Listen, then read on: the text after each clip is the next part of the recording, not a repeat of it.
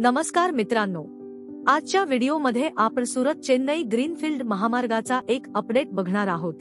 काही जिल्ह्यात भूसंपादित केल्या जाणाऱ्या जमिनीचे अंतिम दर निश्चित झाले आहेत, पण शेतकऱ्यांना भूसंपादनाच्या मोबदल्यात मिळणारी रक्कम अतिशय तुकडी असून शेतकऱ्यांनी आता या प्रकरणात न्यायालयात दाद मागण्याचा इशारा दिला आहे।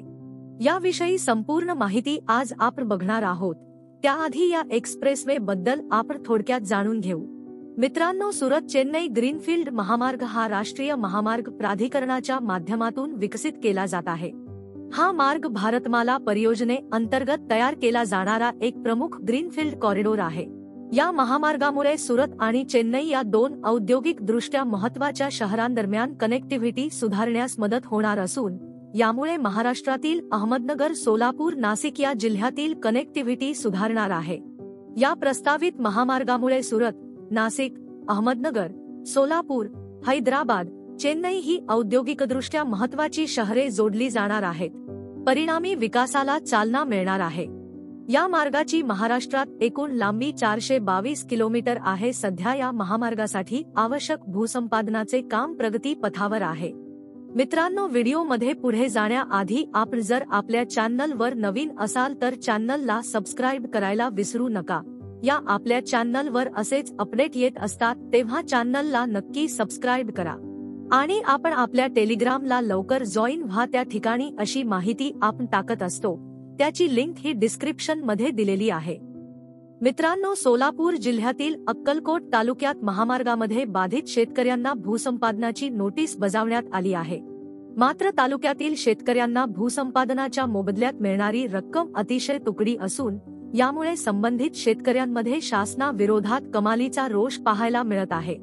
तालुक्यातील शेतकऱ्यांनी आता या प्रकरणात न्यायालयात दाद मागण्याचा इशारा दिला आहे। हा 6 पदरी ग्रीनफील्ड कॉरिडॉर अक्कलकोट तालुक्यातून प्रस्तावित करण्यात आला आहे। या ठिकाणी या महामार्गासाठी आवश्यक जमीन संपादनाचे काम सध्याच्या स्थितीला सुरू आहे। या अनुषंगाने राष्ट्रीय महामार्ग प्राधिकरणाच्या माध्यमातून संबंधित बाधित शेतकऱ्यांना जमीन मोजणीसह बाधित होणाऱ्या शेतजमिनीचे मूल्यांकन दर व मिळणारी प्रत्यक्ष रक्कम या संबंधीची माहिती देणारी नोटीस बजावण्यात आली आहे। मात्र शेतकऱ्यांच्या जमिनीच्या मोबदल्यात शेतकऱ्यांना अपेक्षित असा मोबदला यावेळी दिला नसल्याचे शेतकऱ्यांकडून सांगितले जात आहे।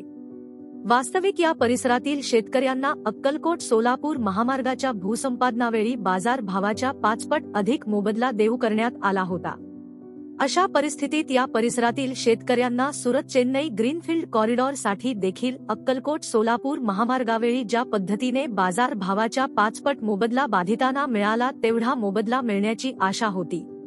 परंतु सुरत चेन्नई ग्रीनफील्ड कॉरिडॉर साठी अपेक्षित मोबदला शेतकऱ्यांना मिळाला नसल्याने शेतकऱ्यांमध्ये नाराजीचे सूत्र पाहायला मिळत असून अनेक शेतकऱ्यांनी या विरोधात न्यायालयात दाद मागणार असल्याचे बोलून दाखवले आहे।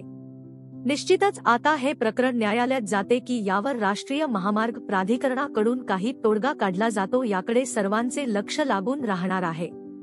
तर मित्रांनो, या व्हिडिओमध्ये एवढेच। व्हिडिओ आवडला असेल तर व्हिडिओला लाईक करा आणि चॅनलला सबस्क्राइब करायला विसरू नका। नक्की सबस्क्राइब करा। आपण परत भेटू एका नवीन अपडेट सोबत एका नवीन व्हिडिओमध्ये। धन्यवाद।